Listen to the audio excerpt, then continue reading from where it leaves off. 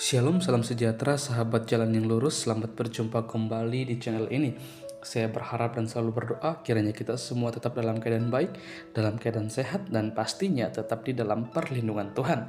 Sahabat yang terkasih, di kesempatan kali ini kembali lagi kita akan bersama-sama akan melihat bagaimana teman-teman para apologet Kristen, para hamba-hamba Tuhan akan mengobrak-abrik setiap narasi dan tuduhan liar dari seorang Ustadz Suma, yang dimana Ustadz Suma sudah menetapkan dirinya sebagai seorang ahli Alkitab. Entah bagaimana dan siapa yang menetapkan dan siapa yang menthabiskan si Ustadz Suma ini sehingga dia bisa memberanikan dirinya mengatakan demikian seperti itu. Padahal kalau kita melihat setiap narasinya yang berkaitan dengan firman Tuhan, semua itu omong kosong belaka. Maka dari itu, tanpa berlama-lama, mari langsung saja kita simak videonya. Selamat menyaksikan. Tuhan Yesus memberkati. Tuhannya orang Arab jangan diaku-aku, Bu. Kalau Tuhannya orang Arab jangan diaku-aku, Bu. Apa hubungannya orang Indonesia dengan orang Arab? Muhammad aja mengatakan, aku diperintahkan untuk menyembah Tuhan yang ada di negeri ini, gitu loh. Orang Arab ngapain, Bu? Ngapain, Bu? Dari Indonesia ke Arab itu jauh, Bu, gitu loh. Ngapain, Bu, ngaku-ngakin kita punya orang Arab? Ngapain, Bu? Ngapain? Aku mau nanya, ngapain, Bu? Bismillahirrahmanirrahim.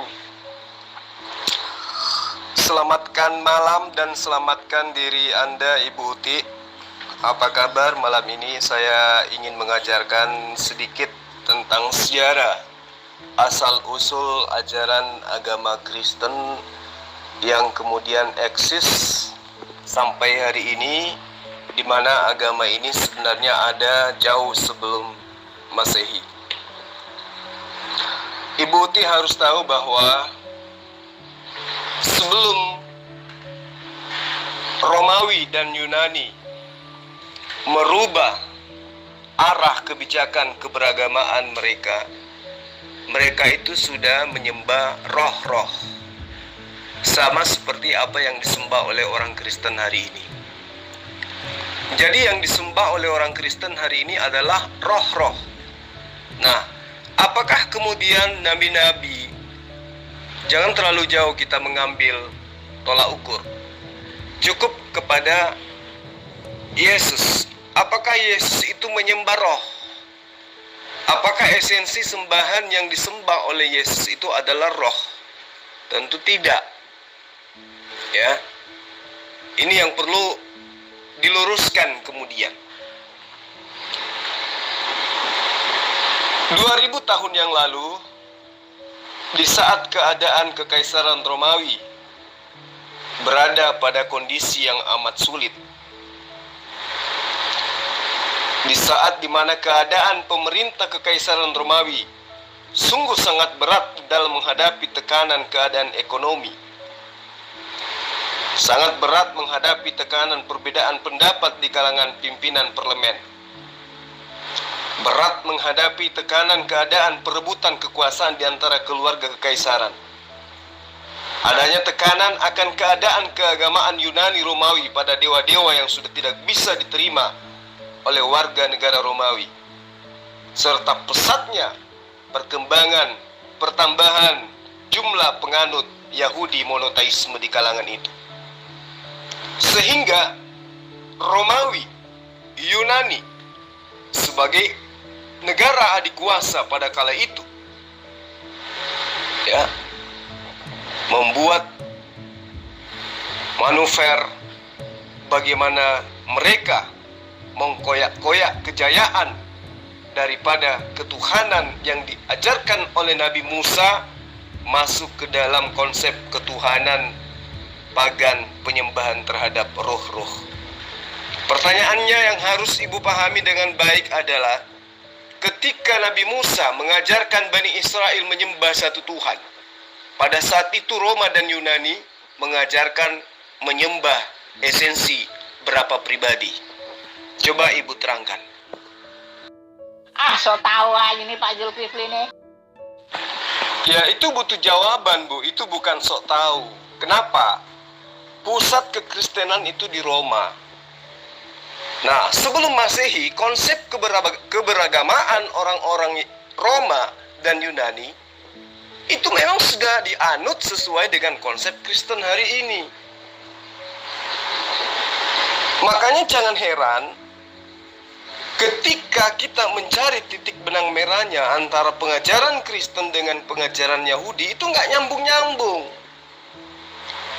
Tetapi ajaran Kristen itu nyambungnya di mana? En arche en hologos, kai hologos en prostonteon, kai theos en hologos. Itu baru nyambung dengan pengajaran Kristen. Apa sebabnya? Karena memang konsep yang dianut oleh orang-orang Kristen adalah konsep keberagamaan yang dianut orang Yunani dan Romawi. Jauh sebelum ajaran Kristen itu dinobatkan sebagai sebuah agama yang membawa diri atau membungkus diri dengan pengajaran Bani Israel. Jadi Mbak Uti, ya, dari konsep inilah kemudian konsep logos ini maksud saya yang kemudian dijadikan sebagai sebuah keyakinan.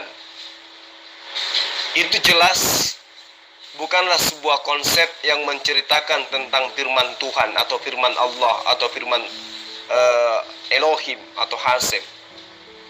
Dan juga bukan pernyataan yang mana dasar pijakan imannya adalah firman Allah atau Allah berfirman, melainkan tentang hubungan kata logos sebagai bentuk individu dengan kata theon yang juga dalam bentuk individu, yang mana orang berilmu mengetahui bahwa arti dari kata theon yang tertulis di dalam pemahaman orang-orang Yunani yaitu theon yang berarti dewa. Nah, sedangkan di dalam translasi Alkitab atau Gospel atau Bible, buku Yohanes, ya, yang sekarang Anda gunakan, kata theon itu kemudian diterjemahkan dengan kata Allah. Iya toh? Di mana kata Allah ini adalah bahasa Semitik, bahasa yang dipergunakan oleh keturunan Abraham, baik yang menggunakan bahasa Aram, bahasa Ibrani, ataupun bahasa Hebrew atau bahasa Arab. Dan satu hal yang luar biasa adalah hanya berjarak satu kata dari theon yang diterjemahkan menjadi Allah tadi, kemudian saudara-saudara Kristen dan juga Katolik kembali menyebut kata Allah. Padahal sesungguhnya sangat jelas bahwa yang tertulis di dalam bahasa aslinya yaitu bahasa Yunani koine dituliskan dengan tulisan theos, bukan Allah. Dan itu merujuk kepada dewa-dewa. Nah, ini yang Ibu Uti harus pahami dengan baik. Allah itu roh, bukan zat seperti Bapak punya itu ya. Dan ingat ya, dan ingat sekali lagi, kalau Bapak mengatakan bahwa esensi Tuhan kami itu adalah betul sekali, adalah roh, betul sekali, bukan zat yang berupa batu kotak yang Bapak putar-putar itu. Oke? Ingat loh Pak, pada zaman dahulu Baitullah itu berisikan 36 berhala-berhala. Itu jelas itu adalah berhala orang-orang Arab. Kenapa sampai sekarang masih ada gitu loh? Apalagi batu Hajar Aswad itu adalah berhala orang Arab. Kenapa masih diteruskan saja oleh nabimu, Pak? Makanya saya katakan kepada Ibu, ajaran Kristen itu tidak berasal daripada pengajaran Yesus. Ajaran penyembahan roh-roh itu adalah ajaran pagan yang sudah dianut jauh sebelum Masehi, ya, sebelum Kristen itu diproklamirkan sebagai sebuah agama. Di dalam Kejadian 1 ayat 2, bumi belum berbentuk dan kosong, gelap gulita menutupi samudera raya, dan roh Allah melayang-layang di atas permukaan air. Jadi makna daripada ayat ini, ya, itu kemudian disalahartikan oleh teman-teman Kristen. Orang selalu mengaitkan Yesus itu dengan Roh Allah. Seolah-olah hanya Yesus sajalah yang mempunyai Roh Allah. Padahal Roh Allah ada pada setiap siapa saja. Hamba Tuhan, ciptaan Tuhan, itu jelas dikatakan bahwa Roh Allah umumnya sifatnya bisa siapa saja memiliki. Itu di dalam kitab Anda diterangkan seperti itu. Jadi tidak terbatas pada seorang anak manusia. Meskipun terkadang ada kalangan kitabiah berusaha memanipulasi bahwa Roh Allah hanya dimiliki oleh Yesus. Ya, dengan demikian sehingga konsep ketuhanan diimani oleh orang Kristen bahwa Tuhan itu adalah Roh. Padahal jelas di dalam Yohanes 4 ayat 24, Allah itu Roh dan barang siapa menyembah Dia harus menyembahnya dalam roh dan kebenaran. Nah, kalau ayat ini benar, pasti akan menyimpulkan bahwa suatu inti bahasan bahwa Roh itu adalah wujud Allah. Dan ini pernyataan yang hanya disebutkan di dalam kitab Yohanes. Ya. Hanya Yohanes yang menceritakan Yesus dengan lukisan cerita mitologi. Di antaranya tentang Roh itu sendiri yang disebut dengan yang disebut oleh Yohanes dalam Wahyu 5 ayat 6. Bahwa dia melihat Roh Tuhan berbentuk binatang, bertanduk 7 dan bermata 7. Padahal di dalam Ayub 27 ayat 3, selama napasku masih ada padaku dan Roh Allah masih ada di dalam lubang hidungku. Ayub 33 ayat 4, Roh Allah telah membuat aku dan napas yang berkuasa membuat aku hidup. Jadi di dalam pengajaran Ayub, kitab Ayub, jelas ya, Ayub punya Roh Allah. Tetapi mengapa tidak ada orang Israel menyebutkan Ayub itu adalah Tuhan? Bahkan tidak seorang pun dari umatnya hingga zaman sekarang yang mengakui keberadaan Yesus itu sebagai Tuhan. Sementara Ayub lebih duluan mengajarkan Roh Allah telah membuat aku dan napas yang berkuasa membuat aku hidup. Ayub juga mengatakan selama napasku masih ada padaku dan Roh Allah masih di dalam lubang hidungku. Tapi kenapa orang Yahudi tidak menuhankan Ayub? Justru orang Kristen yang adalah notabene ajaran dari Roma yang menyembah kemudian kepada roh-roh. Dan itu adalah ajaran pagan. Itu tidak bisa dipungkiri. Jadi Ibu Uti, saya katakan kepada Ibu ya, penyembahan terhadap roh-roh itu adalah penyembahan yang dianut oleh ajaran paganisme jauh sebelum Yesus itu dilahirkan, diciptakan oleh Allah di muka bumi ini. Emang mana dasarnya Pak orang Romawi itu menantikan kedatangan Mesias itu? Emang mana dasarnya Pak orang Romawi itu punya penebus dan juru selamat yang mempunyai Tuhan yang roh, yang mempunyai Tuhan yang menebus mereka? Mana Pak? Mana kasih tahu saya ritual kekristenan sudah dilakukan sebelum Kristen itu lahir. Mohon Pak, mohon penjelasannya Pak. Mana dalilnya? Tahun berapa mereka merayakan hari Natal? Tahun berapa mereka beribadah di gereja? Tahun berapa mereka menyembah Yesus sebagai Tuhan gitu loh? Tahun berapa mereka punya hari Paskah dan semua ritual kekristenan itu mereka lakukan. Itu kapan terjadinya Pak? Bagaimana bisa begitu? Bapak tunjukkan ke saya, tunjukkan sejarahnya, oke? Dan lagi Pak, saya mau kasih tahu, kenapa Bapak tidak bisa mengatakan bahwa yang Bapak putar-putar itu bukanlah benda, bahwa yang Bapak sembah-sembah itu Bapak putar-putar, Bapak cium-cium itu bukanlah benda Pak? Bapak tidak menyadari, tidakkah Bapak melihat bahwa yang Bapak putar-putar itu hanyalah sebuah benda batu kotak Pak? Jadi sangat jelas Bu Uti bahwa jauh sebelum Kristen itu hadir di muka bumi ya, sembahan-sembahan orang Romawi dan Yunani yang disebut dengan Theos yang saya bacakan tadi kepada Ibu Uti itu adalah merupakan sebuah proses pengadopsian pengajaran yang kemudian membungkis diri menjadi sebuah pengajaran yang seakan-akan berasal dari para nabi. Contoh misalnya Yesus. Kalau kita melihat dari sudut pandang keimanan, bagi orang Kristen, Yesus itu adalah orang yang dipersembahkan untuk menebus dosa manusia, dan dinyatakan itu adalah Tuhan yang datang dalam rupa manusia. Nah, jauh sebelum kekristenan itu menyatakan Yesus itu adalah Tuhan datang dalam rupa manusia yang menebus dosa manusia, orang-orang Persia kuno juga sudah mengajarkan Mitra. Apa itu? Dewa Mitra yang mereka persembahkan sebagai anak Tuhan atau anak dewa untuk menghapuskan dosa-dosa mereka.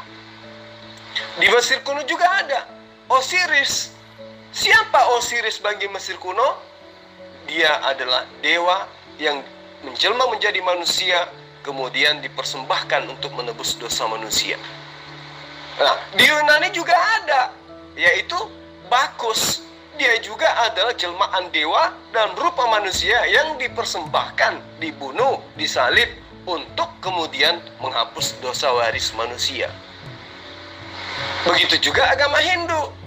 Mereka punya Krishna yang adalah jelmaan Brahma yang nuzul menjadi manusia, kemudian dipersembahkan mati untuk menebus dosa manusia. Kalau kita melangkah lagi ke tanggal 25 Desember, Yesus tanggal 25 Desember, Mitra tanggal 25 Desember, Osiris tanggal 25 Desember, Bacchus tanggal 25 Desember, Krishna pun tanggal 25 Desember. Yesus, Tuhan yang lahir dari perawan bernama Maria. Mitra, titisan dewa yang lahir dari perawan bernama Aisef. Osiris, titisan dewa berupa manusia yang lahir dari perawan bernama Nayet. Krishna, seorang perawan berasal dari seorang laki-laki yang menjelma menjadi manusia, seorang dewa menjelma menjadi manusia dari perawan Dewanti. Kemudian pengajaran-pengajaran mereka jelas sama. Yesus Mesias yang ditunggu, Mitra perantara yang ditunggu, Osiris pembebas yang ditunggu, Bacchus pembebas yang ditunggu, Krishna sang penyelamat. Terus kematiannya, semua mati dalam keadaan terbunuh, disalib. Jadi pengajaran-pengajaran Kristen itu memang sudah ada. Yesus, oknum dari Trinitas, Anak, Bapa, Roh Kudus. Mitra, oknum dari Tridewa, Mitra, Airham, Orsmat. Kemudian Osiris, oknum dari Tridewa, Osiris, Isis, Horus. Kemudian Bakus, oknum dari Tridewa, Bakus, Apolos, Jupiter. Krishna, oknum dari Trimurti, Brahma, Shiva, dan Krishna. Jadi semua apa yang dianut oleh Kristen hari ini itu semua berasal dari pengajaran mitologi paganisme yang jauh sebelum Kristen memproklamirkan diri berasal dari Timur Tengah. Sebenarnya Roma sebagai penjajah tanah Yudea sudah menganut ajaran Kristen terlebih dahulu. Itu yang perlu ibu pahami dengan baik. Sebenarnya saya rada-rada malas ya untuk berdiskusi dengan Neng Uti, karena ya di situ-situ aja mutar-mutarnya, ilmu tidak berkembang kan. Tapi sayangnya pendeta-pendeta yang lain nggak ada yang berani menanggapi VN saya. Padahal di sini ada beberapa pendeta ya. Ya daripada saya tidur, ya mending saya injili Ibu Uti. Mudah-mudahan Bu Uti bisa mendapat hidayah kan gitu. Tapi kalau misalnya ada pendeta yang ingin membantu Bu Uti, silakan. Dengan senang hati tentu saya akan melayani dengan penginjilan yang berdasar kepada Alkitabiah. Silakan.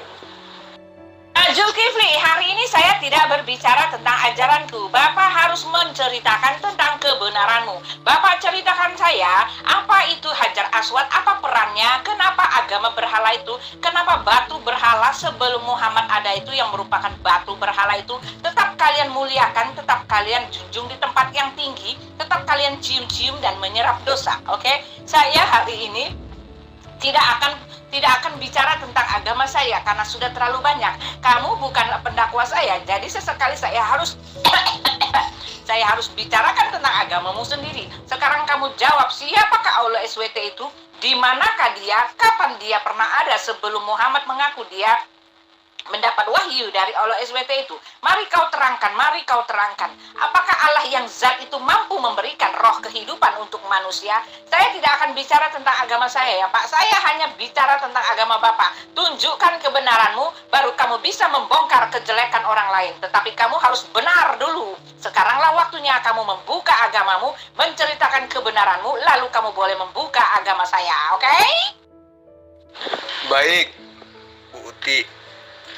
Di dalam Al-Quran surah Al-Baqarah ayat 148, Eloh Abraham berfirman, dan bagi tiap-tiap umat ada kiblatnya yang ia menghadap kepadanya. Jadi Ibu Uti harus pahami dengan baik, kiblat itu adalah merupakan arah penyembahan kepada Allah. Sebagaimana Anda lihat hari ini, Muslim di dalam beribadah menyembah kepada Eloh Abraham selalu menghadap ke arah Mekah yang di dalamnya ada Makkah atau Ka'bah. Jadi Ka'bah itu adalah sebuah bangunan kecil yang terbuat dari batu. Nah, kiblat pertama Muslim itu adanya di Yerusalem, Palestina, yang di dalamnya terdapat Bait Allah yang sering disebut dengan sebutan Bait Al-Muqaddas atau Bait Al-Maqdis. Itu yang perlu Ibu pahami dengan baik. Jadi orang-orang Israel menamakan Bait Allah ini dengan Haikal Sulaiman. Namun setelah datangnya perintah dari Allah untuk memalingkan wajah ke arah Masjidil Haram, Makkah di dalam perjanjian lama atau Ka'bah, maka sejak itulah kaum muslimin menghadap ke Saudi Arabia. Ibu sebagai orang Kristen memang wajarlah bertanya hal-hal seperti itu. Karena Kristen itu tadi yang saya katakan, orang Kristen itu berasal dari ajaran pagan yang tidak memiliki arah atau tugu di dalam sujud menyembah kepada Hasim atau Allah.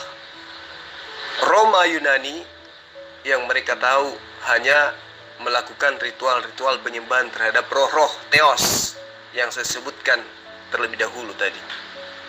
Nah, sehingga ketika orang Kristen itu melihat kenyataan Islam sujud menghadap ke Mekah, maka di situ muncul kemudian ketidaktahuan yang bersumber kebodohan daripada kebodohan yang mengatakan bahwa umat Islam itu menyembah batu dan lain sebagainya. Ya, orang Kristen sering mempertanyakan bagaimana, kenapa kemudian orang Islam ini mengarah ke sana ketika dia menyembah. Juga sering melontarkan ucapan bahwa kenapa umat Islam itu tidak menyembah Allah, tetapi menyembah berhala, yakni batu Ka'bah atau Hajar Aswad. Ibu Uti, ya, coba buka cakrawala berpikir Anda. Pertanyaan Anda itu didasari atas ketidaktahuan Anda, disebabkan karena ajaran asli yang diajarkan oleh Yesus, ya, itu Ibu tidak ketahui bahwa Yesus justru mengajarkan menyembah dengan berkiblat kepada sebuah tugu atau bait suci, dan itu adalah tata cara penyembahan yang diajarkan oleh Yesus. Maju ke depan, sujud menghadap ke bait Allah. Padahal jika Ibu Uti benar-benar berpegang teguh kepada ajaran Yesus dan tidak hanya sekedar mengoleksi tanpa membaca secara detail dan menjadikan surah-surah Paulus sebagai rujukan dalam beragama, maka Ibu pun akan sujud menghadap kiblat. Ya, karena kenapa? Nabi-nabi itu menghadap ke bait Allah di mana seluruh bait Allah itu pasti terbuat dari batu. Baitullah yang ada di Yerusalem terbuat dari batu, sama halnya dengan Baitullah yang ada di Mekah. Perbedaannya hanya dari segi bentuk. Baitullah di Israel berbentuk tugu, sedangkan Baitullah di Mekah berbentuk kubus. Tetapi keduanya sama-sama tersusun dari batu. Baca Kejadian 28 ayat 18, Kejadian 28 ayat 22, Kejadian 3145, Kejadian 3151, Kejadian 3152, Kejadian 3514, Matius 23 ayat 16. Lalu kemudian apakah ada perintah menghadap ke kiblat, menghadap ke tugu atau menghadap ke Ka'bah? Ada. Mazmur 5 ayat 8, Mazmur 138 ayat 2, Yehezkiel 44 ayat 4, Daniel 6 ayat 10, dan masih banyak lagi. Yang mana ajaran itu berasal daripada ajaran para nabi-nabi terdahulu. Nah, kembali kepada iman Anda. Siapa nabi yang mengajarkan Anda menyembah roh-roh? Seperti yang diajarkan oleh penulis kitab Yohanes, memerintahkan Anda menyembah kepada roh bertanduk 7 dan bermata 7. Silakan. Sama saya, Andi. Udah saya takar gitu. Apalagi aduh, wampret. Udahlah. Susah diajak berdialog nyambung. Gitu. Susah. Membahas satu ayat, dihajar ayatnya yang lain. Jadi semakin nggak nyambung gitu. Jadi dialognya nggak nyambung. Jadi saya udah jadi juga down juga, bukan down gimana ya. Udah males karena kualitasnya udah saya takar semua. Oh, seperti ini. Cuma saya cari orang baru. Bener loh.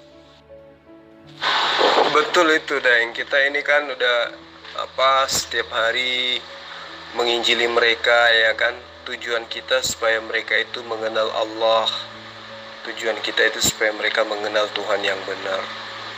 Tapi mereka bersikukuh tetap aja berpegang teguh kepada ajaran mitologi. Ya, kita harus sabar-sabar aja, ya kan. Saya pun sebenarnya sudah capek, udah bosan gitu, mengajarkan mereka dengan metode yang menurut saya sangat-sangat sudah tersusun dengan rapi, penyampaian kita begitu lugas, tetapi mereka tetap saja lebih mengedepankan iman doktrin, ya, doktrin, dogma, dan pemahaman-pemahaman mitologi yang mereka bungkus dengan pengajaran Bani Israel. Ya mudah-mudahan di grup ini tidak ada manfaatnya kita berceloteh, ya. Tapi ketika apa yang kita sampaikan ini didengarkan oleh khalayak banyak di luar sana, semoga bisa menjadi sebuah pelajaran yang bisa membawa manusia itu lebih menggunakan akal sehatnya daripada mereka yang berakal tetapi dipensiunkan akalnya. Saya kira seperti itu, Kanda.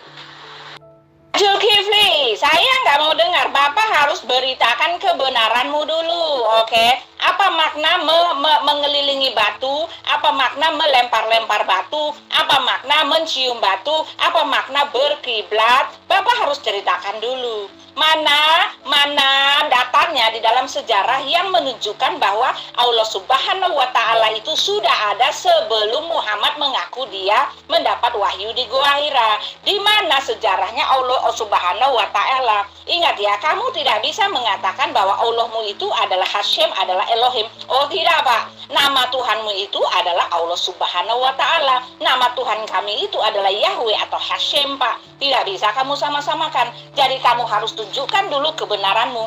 Aku tidak mau kau tanya-tanya terus. Aku hari ini ingin bertanya dan kau harus meluluskan pertanyaanku. Karena apa? Karena sudah terlalu banyak aku memberi jawaban kepada pertanyaanmu. Sekarang kamu harus buktikan keeksistensian Tuhanmu. Apakah Tuhanmu itu adalah Tuhan yang benar sehingga kamu wajib untuk menyalah-nyalahi kami. Sekarang kau tunjukkan. Aku tidak akan bicara apa-apa dan aku tidak akan bisa kau paksa. Aku sekarang menuntut, oke? Aku menuntut bahwa kamu memberikan klarifikasi tentang Tuhanmu, oke? Ceritakan tentang kehebatan Tuhanmu, ceritakan tentang kegagahan Tuhanmu, sehingga kamu bisa mengatakan bahwa agama kami ini agama pagan, oke? Kamu unjukkan dulu apakah Allah Subhanahu wa Ta'ala itu ada. Buktikan di mana keberadaannya. Aku minta sekarang. Jadi memang sangat berat untuk ibu terima kenyataan. Kenapa? Sedangkan kitab yang hanya terjemahan saja, ibu berat untuk memahami. Apatah lagi Al-Quran. Gitu loh. Tetapi saya akan mencoba untuk menjabarkan Al-Quran, di mana konsep yang ada di dalam Al-Quran tersebut itu ada di dalam kitab ibu. Bagaimana kemudian di dalam kitab yang ibu ambil dari kitabnya Bani Israel, itu jelas tertuang banyak perintah-perintah Allah tentang apa yang dilakukan oleh umat Islam hari ini, dan apa yang dilakukan oleh orang Kristen tidak pernah dilakukan oleh nabi-nabi atau umat Allah, ya, hamba Allah jauh sebelum Kristen itu ada. Itu yang perlu ibu pahami dengan baik. Tadi saya sudah menjelaskan ke ibu, cuman kelihatannya memang ibu itu tidak memahami, karena ibu lebih mengedepankan keegoan di dalam beragama daripada keilmuan. Nah, itu yang bahaya, Bu. Kalau hanya berdasarkan imani saja, itu yang bahaya.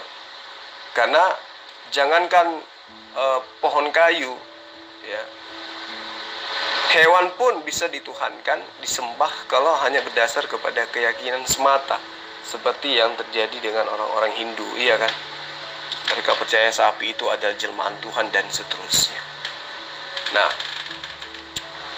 ketika ibu mengatakan, buktikan bahwa Allahmu itu adalah Allah yang berfirman kepada Abraham, Ishak, dan Yakub. Hari ini saya katakan kepada ibu, orang-orang yang duduk di lembaga Alkitab Indonesia itu sudah sadar bahwa Allah itu yang disembah oleh umat Islam itulah Allah yang disembah Abraham, Ishak, dan Yakub.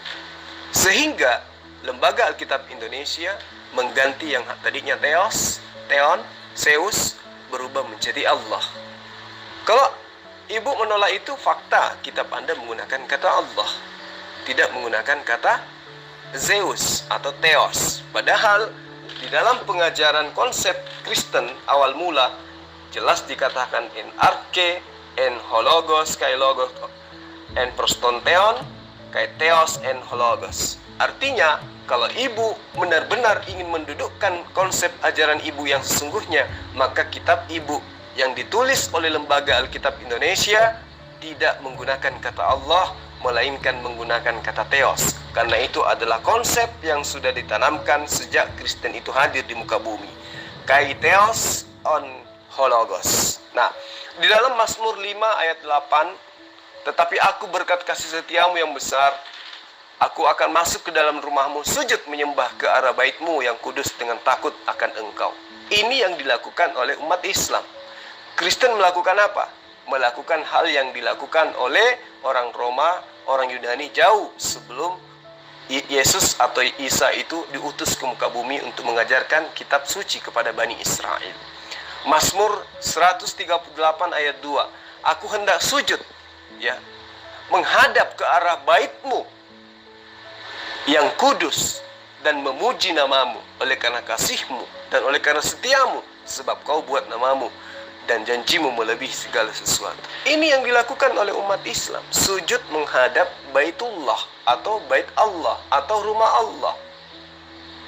Kristen enggak, tidak dilakukan oleh Kristen. Yang dilanjutkan oleh Kristen adalah metode-metode peribadatan agama mitologi Helenisme Stoa yang diajarkan jauh sebelum Yesus mengajarkan Injil kepada Bani Israel.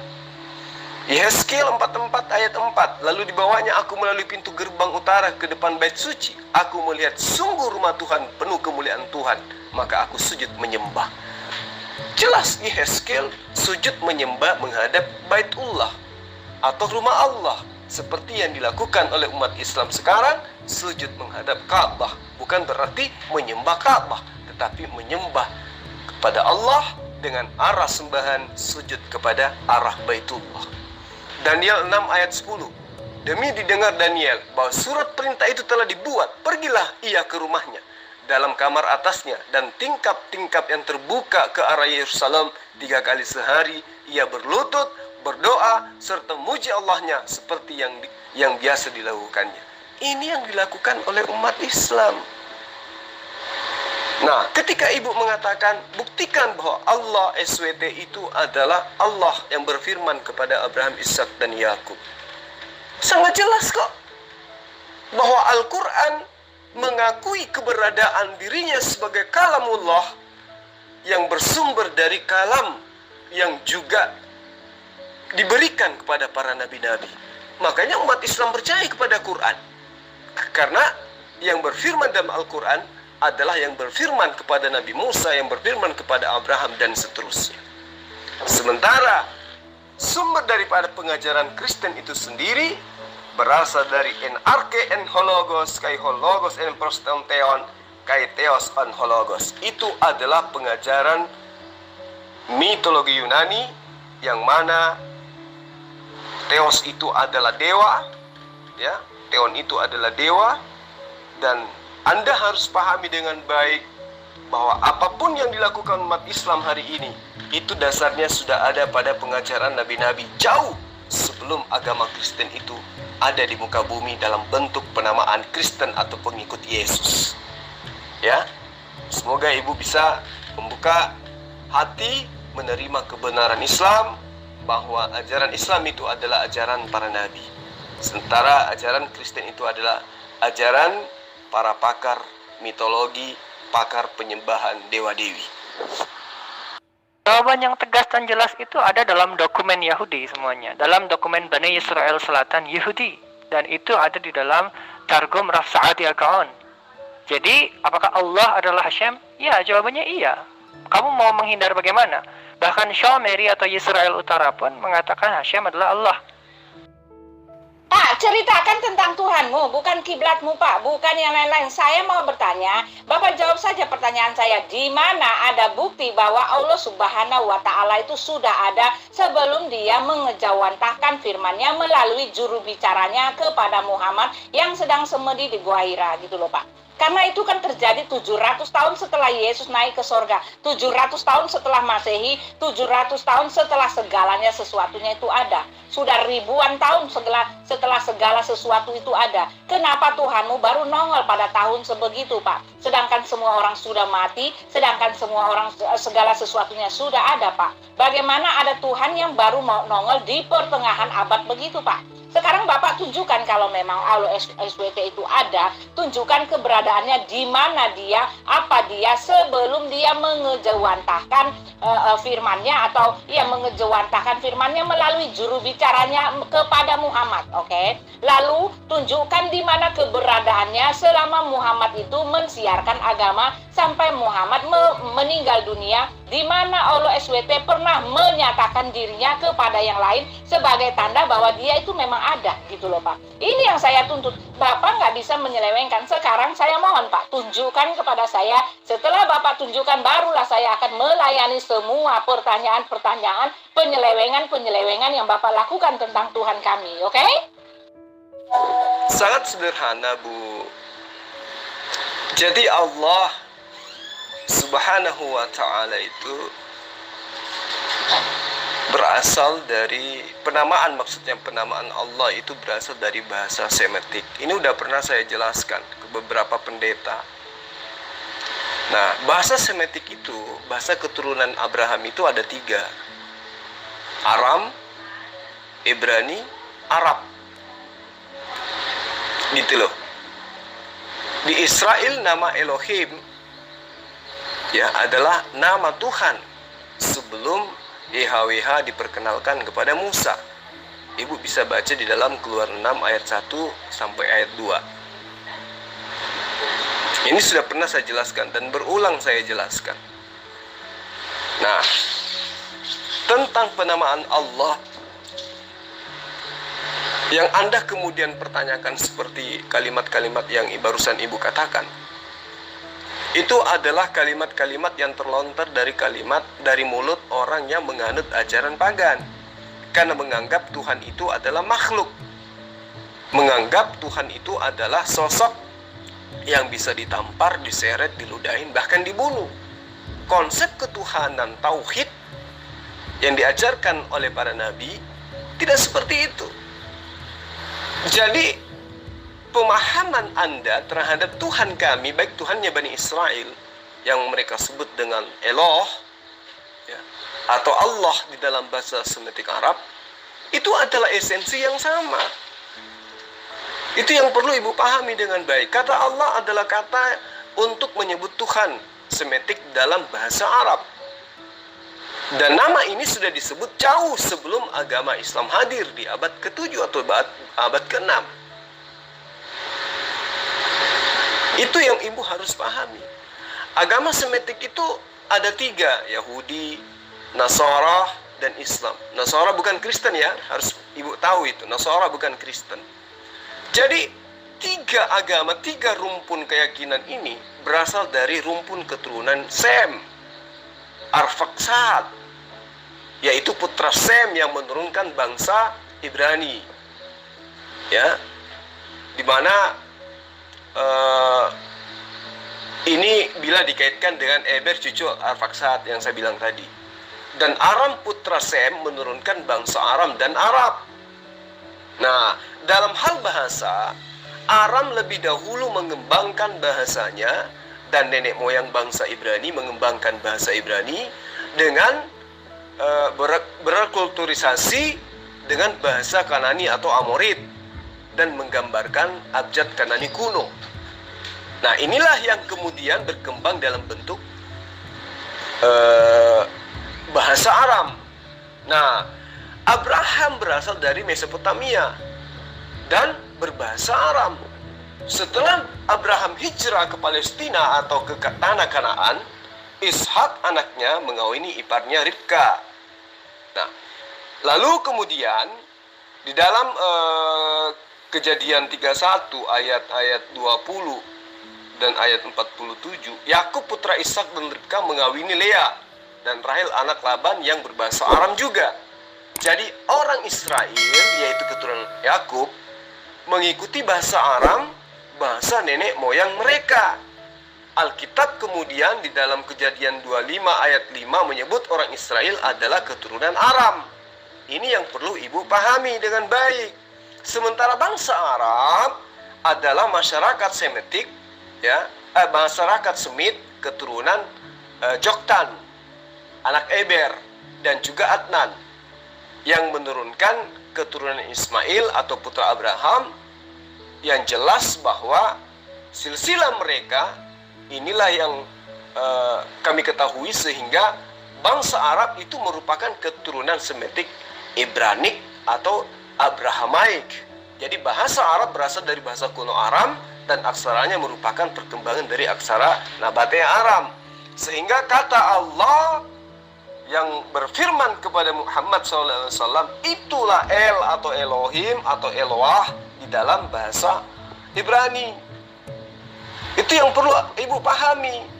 Nah, pembuktiannya di mana? Ketika ibu mengatakan, mana bukti kekuasaan Allah Subhanahu wa Ta'ala? Loh, bukannya ibu sudah tahu bagaimana kemudian Allah atau Eloh atau Elaha mengeluarkan, membebaskan Bani Israel dari perbudakan Mesir? Itu adalah Allah Subhanahu wa Ta'ala, ya, yang membuat Maryam lahir hamil tanpa perantaraan seorang laki-laki. Itulah Allah Subhanahu wa Ta'ala. Yang mengangkat Yesus naik ke langit, itulah perbuatan Allah Subhanahu wa Ta'ala. Yang membuat tongkatnya Nabi Musa berubah menjadi ular, itulah Allah Subhanahu wa Ta'ala. Yang disujuti, yang disembah, yang ditempati berdoa oleh Yesus, itulah Allah Subhanahu wa Ta'ala. Lebih jelasnya ibu silakan baca di kitab Yesaya bab 5 ayat 16, di mana Eloh Ibrahim disebutkan dengan sebutan Maha Suci, Maha Tinggi. Dalam bahasa Arabnya disebut Subhanahu wa Ta'ala, disingkat SWT. Itu yang perlu ibu pahami dengan baik. Tiap hari nginjili mereka, tapi tetap aja mereka itu nggak tahu. Kadang-kadang kita berpikir ya bang ya,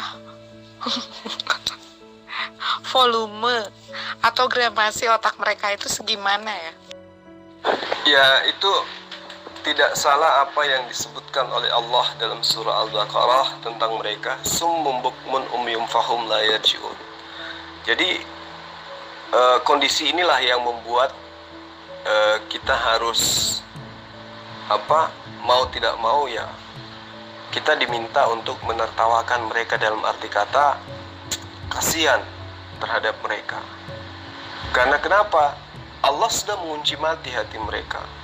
Dan juga di dalam Kejadian 12 ayat 3 kan Allah mengatakan, aku akan memberkati siapapun yang memberkati engkau Abraham, dan akan mengutuk siapapun yang mengutuk engkau Abraham. Nah, fakta kita lihat hari ini, orang-orang Kristen itu kan mengutuk Abraham. Mereka menghina Abraham, mereka menghujat Abraham, karena sesungguhnya mereka hanya menumpang di pengajaran Bani Israel. Karena sebenarnya asli daripada asal-usul mereka itu yaitu tadi, ajaran politeisme, Helenisme Stoa, yang mengajarkan menyembah banyak roh. Sehingga nyata di dalam kehidupan keberagamaan mereka memang menyembah kepada roh. Sementara ajaran Yudaism ataupun Islam, roh itu adalah ciptaan Allah. Kan gitu. Jadi ya, kita nggak mau tertawa, tapi lucu, ya kan? Kita nggak menertawakan. Geli terasa di dalam. Semakin hari kita mengajarkan tentang siapa Allah, siapa Elohim, siapa Eloah, mereka semakin bingung. Ya, paling tidak kita niatnya menginformasikan kebenaran ini kepada mereka agar mereka mengenal Elah atau Allah, bahwa Allah Subhanahu wa Ta'ala itu adalah Elah Yisrael yang disembah oleh para nabi. Saya tidak bicara tentang arti Allah Subhanahu wa Ta'ala. Saya bicara tentang eksistensinya, Pak, keberadaannya, Pak. Apakah dia ada atau tidak? Buktikan sekarang, Pak. Saya minta, saya mohon, saya menuntut Bapak, tunjukkan dulu keberadaan Tuhanmu, baru kamu bisa menyalah-nyalahin Tuhanku, gitu loh, Pak. Baru kamu bisa mengacak-ngacak firman yang ada di dalam kitabku. Kamu menunjukkan bahwa Allah Subhanahu wa Ta'ala itu hanya dengan bahasa, oh maaf, Pak, bahasa Allah Subhanahu wa Ta'ala itu jelas sebuah nama, Pak. Dan Tuhan kamu itu ilah itu adalah sesembahan. Sesembahan kalian itu bernama Allah Subhanahu wa Ta'ala. Ya ilaha illallah, gitu kan? Ya, sesembahan yang adalah Allah Subhanahu wa Ta'ala. Allah Subhanahu wa Ta'ala itu adalah sesembahan kalian, oke? Sesembahan kami itu bernama Yahweh. Dari mana kamu mengatakan itu berasal dari kata yang sama? Dan sesembahan kami itu bernama Elohim, bukan Allah Subhanahu wa Ta'ala. Elohim itu merujuk kepada kepada yang plural, bukan yang satu, Pak. Jadi itu saja sudah membedakan bahwa Elohim itu artinya Allah-Allah, Pak, para Allah, tetapi merujuk kepada satu nama, Allah yang adalah satu nama, yang satu hakikat, yaitu Yahweh Elohim, oke? YHWH. Dari kalau bicara soal nama, Pak, nama Yahweh Elohim itu bukanlah Allah Subhanahu wa Ta'ala yang adalah Tuhan di negeri Mekah, karena Muhammad mengatakan, aku diperintahkan untuk menyembah Tuhan yang ada di negeri Mekah ini. Allah Subhanahu wa Ta'ala itu adalah murni orang buatan Tuhan, buatan orang Arab pada saat Muhammad itu mendirikan agama baru, ketika dia merasa ketempelan wahyu dari Allah Subhanahu wa Ta'ala. Itu yang harus Bapak ketahui. Pak, saya hanya meminta Bapak buktikan saja keberadaannya. Kalau Bapak bicara ke kanan ke kiri, saya tunggu waktu 10 menit dan saya tunggu apakah Bapak mampu membuktikan eksistensi Tuhan Bapak. Oke? Sama seperti teman-teman yang lain, tak satu pun ada yang mampu membuktikannya. Oke?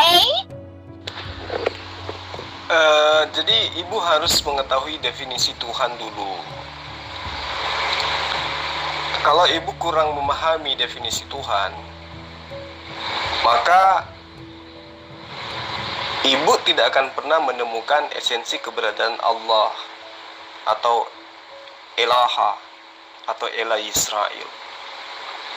Selamanya Ibu akan mengatakan Elah Yisrael pernah menjelma menjadi manusia, pernah menjelma menjadi api, pernah menjelma menjadi patung dan lain sebagainya. Selamanya Ibu akan memahami seperti itu. Tetapi ketika Ibu memahami Allah sesuai dengan konsep imannya para nabi, termasuk imannya Yesus, maka ibu tidak akan pernah mungkin mau bertanya tentang eksistensi keberadaan daripada Allah Subhanahu wa taala itu. Kenapa? Para nabi termasuk Yesus mengajarkan Allah tidak bisa dilihat, suaranya pun tidak bisa didengarkan. Tidak ada manusia yang dapat melihat Allah. Lalu bagaimana mungkin ibu minta saya menunjukkan eksistensi keberadaan wujud daripada Allah itu? Gak mungkin. Maka satu-satunya cara untuk memahamkan ibu bahwa Allah yang kami sembah adalah Allah yang berfirman kepada Nabi Musa, Abraham, Ishak dan Yakub, adalah bahwa mereka sang nabi-nabi ini menerima firman dari Allah melalui perantaraan malaikat ataupun langsung dari pewahyuan Allah Subhanahu wa taala. Nah, sekarang ibu mengatakan, saya tidak akan berpaling membahas tentang agama saya, tentang Tuhan saya, sebelum Zulkifli menunjukkan keberadaan Allah Subhanahu wa taala.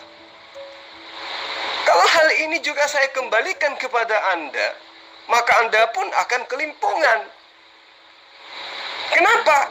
Karena dasarnya Tuhan Anda itu bisa menampakkan diri seperti manusia, seperti burung merpati dan seterusnya. Ini sudah hampir 2000 tahun. Tuhan ibu kemana? Tuhan ibu yang bisa menjadi apapun, menjelma menjadi apapun kemana? Sekarang COVID-19 melanda bumi. Tuhan ibu yang berupa manusia itu kemana? Kenapa nggak menjelma lagi? Kenapa nggak turun lagi? Apakah dia berupa ayam atau kodok atau apa saja? Kemana dia sekarang? Mana keberadaan Tuhan sekarang? Tuhan Anda maksud saya. Mana Yesus itu sekarang? Di mana dia berada? Kenapa dia tidak nongol? Kenapa dia tidak datang ke Indonesia? Toh dia bisa terjun dari langit kalau memang betul-betul dia itu adalah Tuhan. Konon ceritanya iman Anda Tuhan bisa menjelma menjadi apapun. Silakan. Saya tunggu sekarang. Silakan Tuhan Anda nongol di Jakarta atau di Makassar. Nongol dalam bentuk apapun. Dan seperti apa Anda menyatakan bahwa itu adalah Tuhan Anda. Nah, itulah ajaran mitologi, ajaran pagan. Wahyu 5 ayat 6. Itulah ketujuh roh-roh Tuhan yang roh-roh Theos yang diutus ke muka bumi. Nah, sekarang Anda mengatakan Tuhan kami adalah Eloh Ibrahim, Eloah, Alaha. Itu karena agama Kristen sebagai agama yang berasal dari penjajah Roma, penjajah Yunani di tanah Yudea kala itu. Tapi kami Islam tidak pernah diajarkan untuk mengajarkan Allah kepada Yahudi. Kenapa? Karena kami paham bahwa Yahudi menyembah esensi yang sama dengan apa yang kami sembah. Berbeda dengan Kristen, memiliki sejarah bahwa paham mereka adalah paham Trinitas, Tridewa, ya, Trimurti, yang kemudian mempusi masuk dalam pengajaran nabi-nabi ketika menjajah tanah Yudea. Itu yang perlu ibu pahami. Jadi Allah Subhanahu wa taala itu, Bu, tidak bisa ditunjukkan wujudnya seperti Tuhannya ibu, seperti Tuhannya orang pagan, Krishna, Osiris, Vedon, Orisis, Horus dan lain sebagainya. Mereka bisa ditunjukkan dalam bentuk makhluk. Tapi Allah, Hasem, YHWH tidak bisa. Tidak bisa. Karena dikatakan dalam kitab Raja-Raja, ya, benarkah Allah akan turun ke muka bumi, hidup berdampingan dengan manusia? Sesungguhnya langit, bahkan langit yang menaungi seluruh langit pun tidak akan mampu memuat Allah. Jadi bagaimana mungkin kita manusia makhluk yang hanya debu di hadapan Allah ini mampu menunjukkan wujud Allah itu sendiri? Gak mungkin. Kecuali ajaran pagan yang Tuhannya datang, disunat pada hari ke-8, lapar ketika tidak makan, ngantuk ketika tidak tidur. Nah, itu baru ajaran pagan. Kalau Tuhan yang benar tidak seperti itu. Tidak seperti itu. Dia tidak bisa dilihat dan tidak bisa didengarkan. Kenapa? Karena Dia Maha Kuasa. Sementara manusia memiliki keterbatasan, tidak mampu menembus dimensi ketuhanan. Itu yang perlu ibu pahami dengan baik. Maaf Zulkifli, maaf. Itu bukan Allah Subhanahu wa Ta'ala yang memberkati Abraham. Maaf, itu adalah Allah yang roh, Allah yang memiliki roh. Allah Subhanahu wa Ta'ala tidak memiliki roh. Dia bukanlah roh yang melayang-layang pada permukaan bumi. Bukan dialah yang menciptakan langit dan bumi. Pencipta langit dan bumi itu menyebut dirinya aku. Aku adalah aku yang memperkenalkan diriku kepadamu. Aku telah memperkenalkan diriku beberapa kali kepada kalian. Aku adalah aku yang mengutus aku kepadamu. Itu adalah Tuhan yang Yahweh, bukan Allah Subhanahu wa Ta'ala. Allah Subhanahu wa Ta'ala itu bukanlah Yahweh. Tidak ada catatan di kitab kalian yang mengatakan bahwa Allah Subhanahu wa Ta'ala itu adalah Yahweh. Tidak ada catatan di kitab kalian yang mengatakan Allah Subhanahu wa Ta'ala itu adalah roh. Tidak ada catatan yang mengatakan bahwa Allah Subhanahu wa Ta'ala itu adalah penebus dan juru selamat. Tidak ada catatan yang mengatakan bahwa Allah Subhanahu wa Ta'ala itu mengasihi bangsa Israel itu bagaikan biji matanya. Tidak ada catatan yang mengatakan bahwa Allah Subhanahu wa Ta'ala itu mampir dan menyatakan dirinya kepada bangsa Israel itu. Bukan Dia yang menghampiri bangsa Israel itu. Kalian tidak kenal, kalian arti akan Tuhan yang menampakkan diri. Tetapi Yahweh itu Dia menampakkan diri, Dia menghadirkan diri, Dia memperkenalkan diri. Bahkan Dia datang sebagai manusia pada masa Yesus itu. Oke, dan kamu menyangkali semua itu. Bagaimana kamu mengambil yang kamu mau tetapi kamu menyangkal yang lain? Allah Subhanahu wa Ta'ala itu menyebut dirinya kami. Dia itu adalah Allah yang zat. Dia pembenci bangsa Yahudi itu. Dia Tuhannya adalah tempat orang berpesta seks. Sedangkan di Tuhan Elohim itu tidak seperti itu. Dia bukan karakter yang sama seperti Allah Subhanahu wa Ta'ala itu. Dia melarang orang-orang berkhianat, tetapi Allah Subhanahu wa Ta'ala akan melegalkan apapun yang disukai oleh nabinya, apapun yang disukai nabinya untuk menikahi siapapun, Dia akan merestuinya. Dia akan memberikan zat legal gitu loh, surat legal untuk itu. Jadi jelas sekali yang dimaksud dengan Allah Subhanahu wa Ta'ala itu memang baru ada pada saat Muhammad itu dia merasa ketempelan suatu roh, entah itu roh dari mana, tetapi jelas itu bukanlah Yahweh Elohim. Karena Yahweh Elohim itu tidak pernah mengutus orang dalam tempat tersembunyi. Karena Yahweh Elohim itu tidak pernah mengutus orang tanpa Dia memberikan tanda kuasa ilahinya, yaitu mujizat. Oke? Jadi pemahaman yang ibu sampaikan kali ini adalah pemahaman gado-gado ya, antara pemahaman mitologi Roma dan juga pemahaman konsep ketuhanan para nabi. Jadi gini, ibu perlu tahu dengan baik bahwa Tuhan itu tidak pernah bisa dilihat oleh mata manusia di muka bumi. Tuhan yang maha kudus, yang maha mulia, yang maha dahsyat, yang absolut, yang maha kuasa, maha pencipta, maha mengetahui, yang tak tergambarkan kebesarannya, tidak ada yang setara dengan Dia. Tetapi juga sekaligus sebagai Tuhan setia dan lemah lembut, yang maha kasih, maha sayang, maha pemelihara, Tuhan yang panjang sabar, dan maha pengampun, Tuhan yang maha esa. Itu adalah Tuhan yang kami sembah, Tuhan yang disembah oleh para nabi. Tuhan yang setiap manusia di segala zaman dan tempat berusaha untuk mencari dan menemukan, tapi tidak pernah mampu untuk mencapainya. Itulah Allah Subhanahu wa Ta'ala. Tuhan yang dari zaman ke zaman sering disalah tafsirkan oleh manusia sebagai kekuatan alam, kekuatan matahari, kekuatan roh, kedahsyatan amukan ombak di laut misalnya, kekuatan api, kekuatan air, yang ternyata semua kekuatan-kekuatan itu hanyalah sebatas ciptaan Tuhan semata, termasuk roh-roh yang ibu sembah, yang ibu kemudian namai dengan meminjam kata Hasem atau Eloh dari Bani Israel. Manusia tidak akan mampu dan tidak akan pernah mampu menembus batas penggambaran Tuhan pencipta semesta alam raya beserta isinya ini. Itu yang perlu ibu pahami dengan baik. Manusia tidak akan pernah mampu untuk mencapai, menggambarkan kemahabesaran Allah, disebabkan karena manusia sesungguhnya hanyalah merupakan makhluk ciptaan Tuhan yang kecil dan sangat kecil.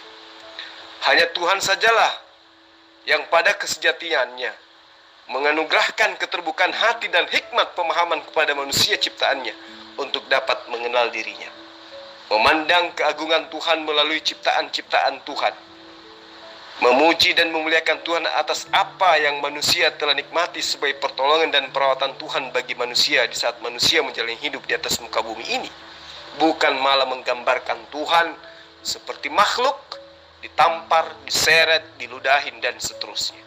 Jadi, ibu harus pahami bahwa Tuhan yang kami sembah, baik Yahudi maupun Islam, adalah Tuhan yang memperkenalkan keberadaannya kepada ciptaannya, yaitu manusia yang menggunakan akal.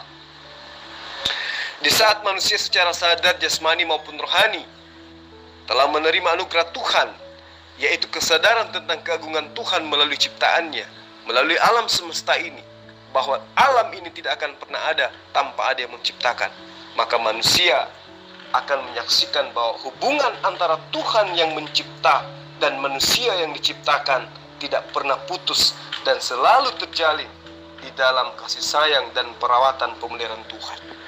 Itu yang ibu tidak ketahui. Kenapa? Karena ibu memahami konsep paganisme, pagan di mana Tuhan itu harus menjelma menjadi makhluk. Nah, jadi ibu harus pahami bahwa Allah Subhanahu wa Ta'ala itu tidak pernah berhenti memberikan tanda-tanda kasih sayangnya kepada manusia, baik itu melalui tanda-tanda alam maupun tanda-tanda yang Tuhan titipkan kepada manusia-manusia yang secara khusus dipilih dan ditentukan oleh Tuhan itu sendiri untuk menjadi penyampai-penyampai firman, termasuk Yesus yang Anda Tuhankan. Itu yang perlu ibu dalami dengan baik. Di dalam pengajaran para nabi dikatakan bahwa Bereshit bara Elohim et hasamiyim fait haraetz. Pada mulanya dia menciptakan. Itu jelas dikatakan bahwa Allah menciptakan segala sesuatunya itu untuk supaya manusia berpikir bahwa apa yang diciptakan oleh Allah itu adalah pembuktian bahwa Allah itu ada. Nah, ini yang perlu ibu ketahui dan pelajari dengan baik.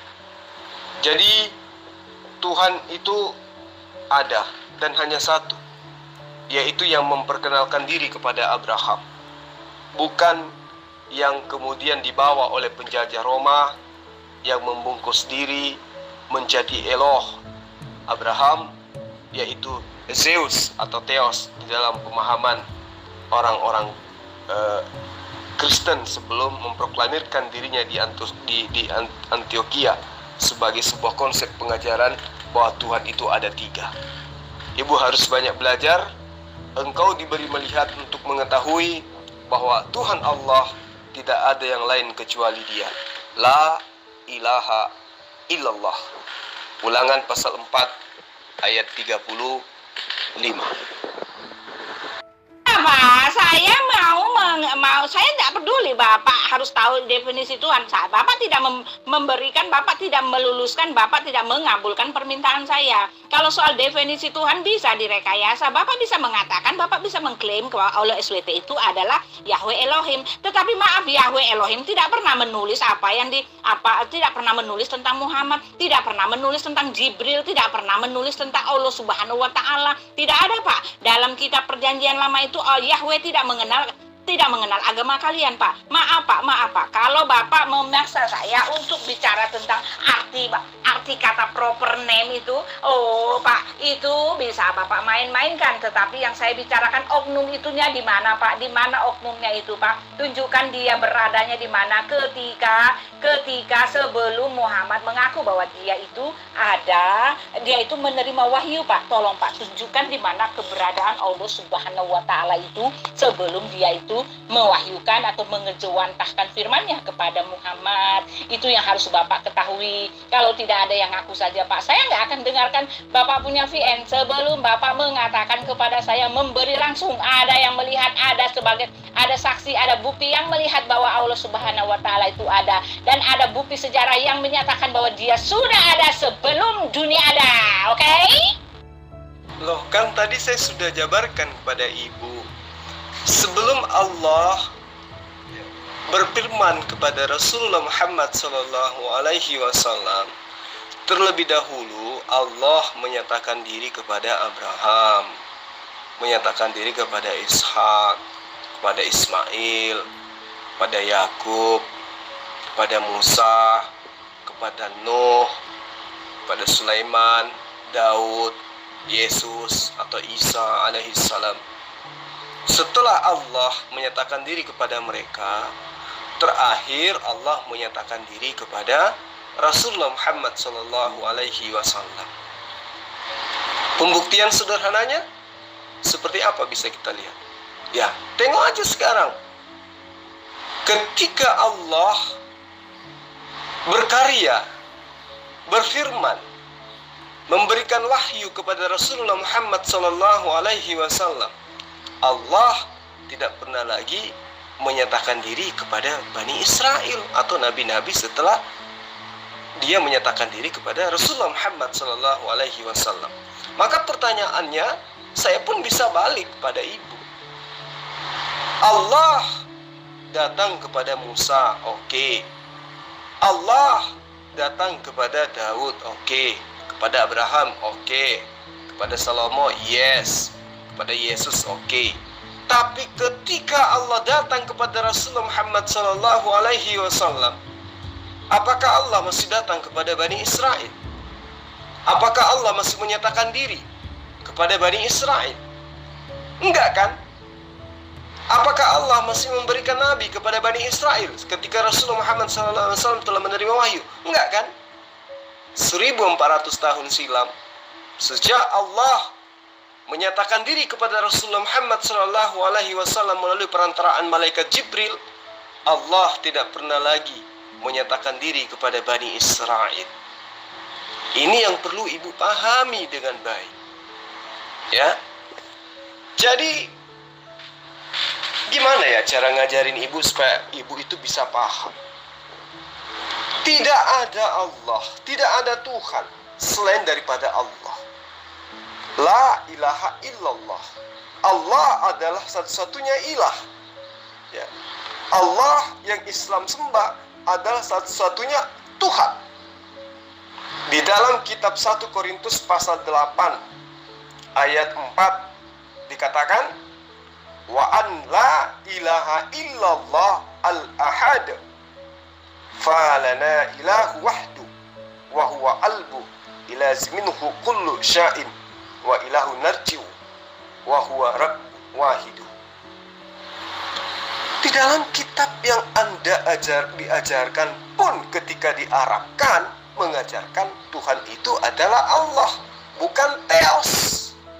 Kenapa? Karena pada saat itu Korintus, penulis Korintus Paulus mengajarkan tentang sembahannya Bani Israel ke dalam konsep pengajaran mitologi, yaitu umat yang ada di Korintus kala itu. Itu yang perlu Ibu pahami dengan baik, bahwa Allah itu adalah satu-satunya Tuhan, tidak pernah berubah meski penyebutannya senantiasa ya karena menggunakan bahasa serumpun, kadang disebut Eloh, kadang disebut Allah, kadang disebut Adonai, kadang disebut Allah. Sementara yang Ibu sebut dengan sebutan Allah, yang Ibu sebut dengan sebutan Adonai, yang Ibu sebut dengan sebutan Hasem, itu adalah Theos, dewa Yunani, dewa Romawi. Kalau Islam menyebut Allah, yang dimaksud Allah oleh Islam itu adalah Elo Israel.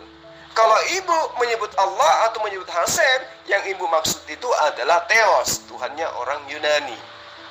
Itu perbedaannya.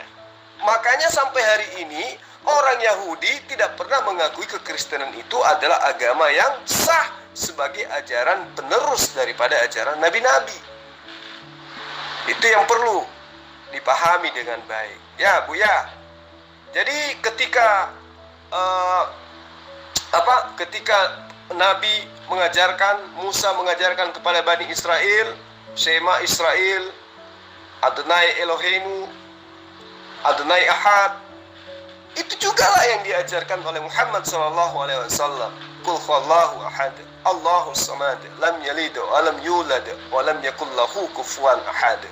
Itu yang diajarkan, itu yang ditanamkan. Akidah itu yang diimani dan diyakini oleh umat Islam, bahwa Allah Subhanahu wa ta'ala adalah Dia yang mewahyukan kitab Torah kepada Nabi Musa dan pengajaran Injil kepada Nabi Isa alaihissalam, yang kemudian diganti namanya oleh penjajah Roma dan Yunani menjadi Yesus.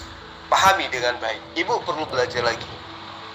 Pak Zulkifli, saya sedang tidak mau mendengar retorika Anda. Saya sedang tidak mau mendengar retorika Anda. Saya sekarang sedang menuntut Anda untuk memberikan pengklarifikasian mengenai eksistensi Tuhanmu. Kalau ada, langsung postkan ke sini Pak ayatnya, di mana ada orang yang merupakan saksi daripada Allah Subhanahu wa ta'ala yang pernah mengejawantahkan firman-Nya itu kepada Muhammad.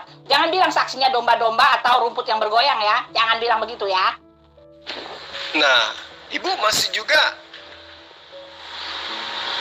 menggunakan konsep iman Yunani Romawi di dalam memahami Allah Subhanahu wa ta'ala. Sebuah konsep yang tidak sesuai dengan pertanyaan dan kenyataan yang diimani oleh agama samawi atau agama langit. Ya, Nabi Musa alaihissalam menitik beratkan pada pesan, menekankan dalam pengajarannya bahwa intisari dari pengenalan Allah kepada Musa alaihissalam jelas sama seperti apa yang diajarkan oleh Rasulullah Muhammad sallallahu alaihi wasallam. Lo yiyeh li ka Elohim akhirim al-afa naya. Jangan ada padamu Allah lain di hadapanku. Ya. Jadi ketika Yesus mengajarkan pun di dalam Yohanes 17 ayat 3 sama, jangan ada Allah lain, tidak ada Tuhan selain Allah. Yesus mengedahkan tangan ke langit.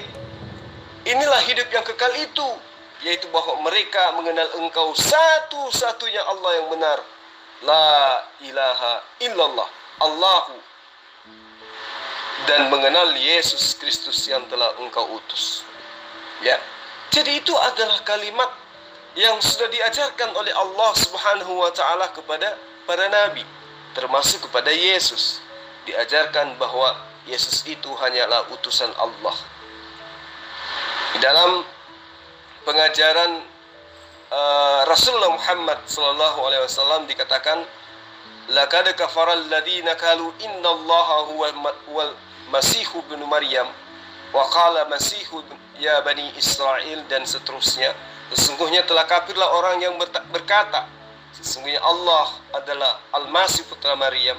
Padahal Al-Masih sendiri berkata, hai Bani Israel, sembahlah Allah, Tuhanku dan Tuhanmu, Rabbi wa Rabbukum, innahu may yashrik billah faqad haramallahu alaihi jannah wa ma'wahun nar wa ma lizalimina min ansar.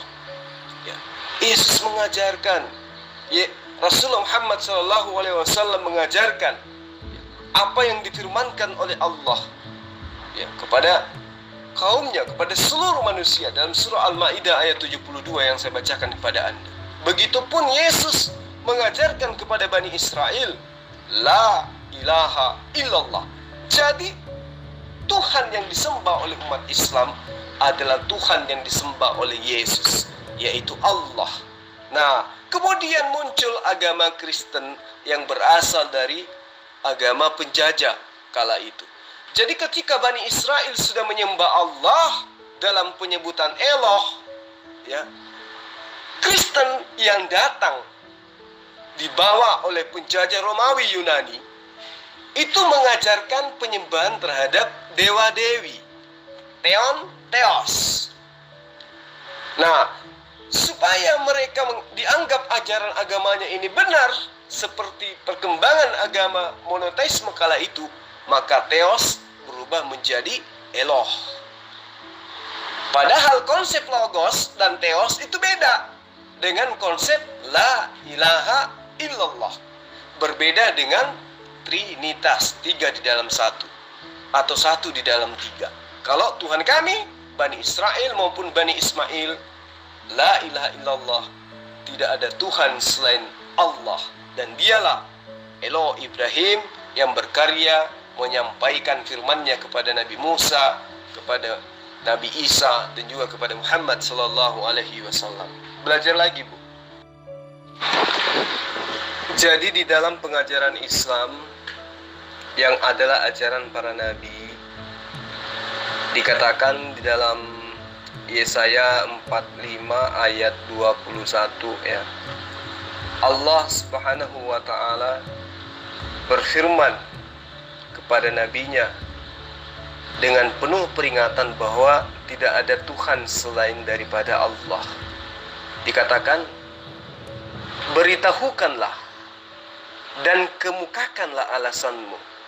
Di dalam surah Al-As dalam Al-Quran dikatakan, Kul, katakanlah, ya, biarlah mereka berunding bersama-sama. Siapakah yang mengabarkan hal ini dari zaman purbakala dan memberitahukannya dari sejak dahulu? Bukankah aku Tuhan? Tidak ada yang lain. Kul huwallahu ahad. Ya. Tidak ada Allah selain daripadaku.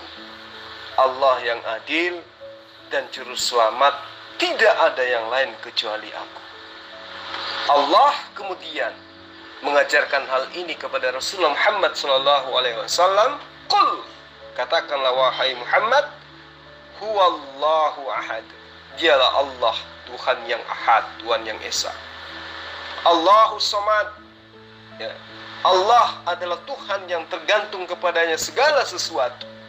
Sementara Yesus jelas mengatakan, aku tidak dapat berbuat apa-apa dari diriku sendiri. Apa yang aku lakukan, apa yang aku katakan, semua itu atas perintah Allahku.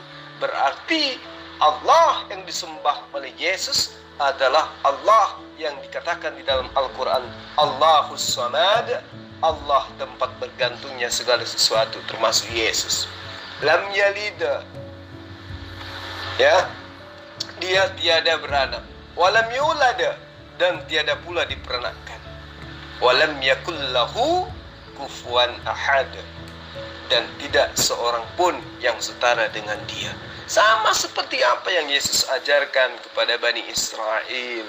Bapakku lebih besar daripada aku. Katakan kepada saudara-saudaraku, aku akan pergi kepada Bapakku, sebab Bapakku lebih besar daripada aku.